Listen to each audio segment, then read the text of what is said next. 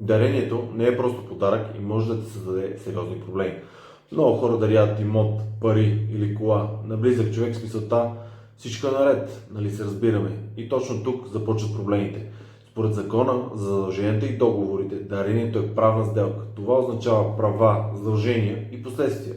Ако не е извършено правилно, може да се окаже невалидно или пък няма възможност да се отмени. Дори при неблагодарност.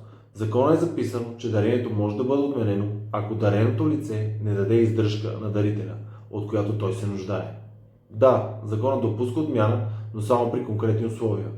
В практиката си нерядко виждаме хора, които са дарили нещо ценно и задават въпроса: мога ли да си го върна? Много често отговорът е твърде късно. Дарението изглежда просто, но юридически не е. Ако мислиш дарение или вече си направил такова, това е точно типа ситуация, с която бихме могли да ти помогнем.